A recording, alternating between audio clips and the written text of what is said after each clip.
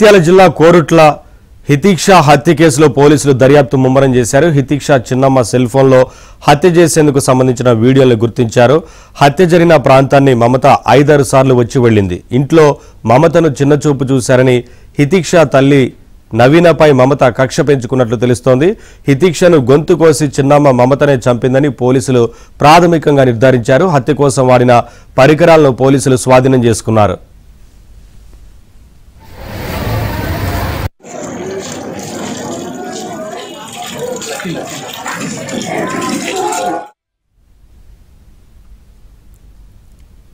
జగిత్యాల జిల్లా కోరుట్ల హితీక్ష హత్య కేసులో పోలీసులు దర్యాప్తు ముమ్మరం చేశారు. హితీక్ష చిన్నమ్మ సెల్ ఫోన్లో హత్య చేసేందుకు సంబంధించిన వీడియోలను గుర్తించారు. హత్య జరిగిన ప్రాంతాన్ని మమత 5-6 సార్లు వచ్చి వెళ్లింది. ఇంట్లో మమతను చిన్నచూపు చూశారని హితీక్ష తల్లి నవీనపై మమత కక్ష పెంచుకున్నట్లు తెలుస్తోంది. ఇదే అంశానికి సంబంధించి మరింత సమాచారం మా కరెస్పాండెంట్ శ్రీనివాస్ రెడ్డి తెలుసుకుందాం. శ్రీనివాస్, ఈ ఘటనకు సంబంధించి కేసు విచారణ గురించి అధికారులు ఏం చెప్తున్నారు? పోలీసు అధికారులు సో నవీన్, కోరుట్లలోని హితీక్ష హత్య కేసుకు సంబంధించి పోలీసులు కీలక నిర్ణయానికి వచ్చారు.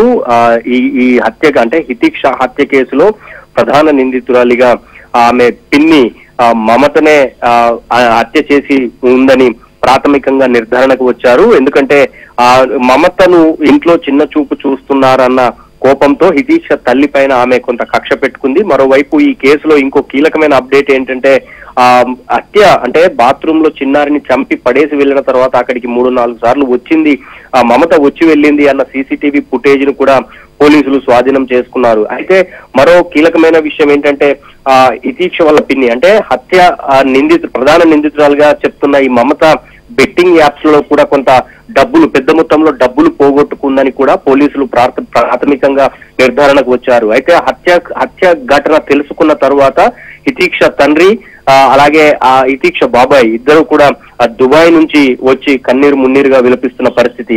మరో ముఖ్యమైన విషయం ఏంటంటే హితీక్షను చంపిన తరువాత బాత్రూమ్ లో హితీక్ష డెడ్ బాడీ దొరికిన తరువాత కుటుంబ సభ్యులతో ఏమీ జరగనట్టు కూడా మమత కన్నీరు మున్నీరుగా వాళ్లతో కలిసి విలపించటం పైన కూడా నిజంగా స్థానికులు కొంత ఆశ్చర్యం అయితే వ్యక్తం చేసిన పరిస్థితి అయితే కనిపిస్తోంది. సో మొత్తంగా ఈ కేసు హితీక్ష కేసు ఫైనల్ దశకైతే చేరుకుంది. నవీన్. ఓకే శ్రీనివాస్.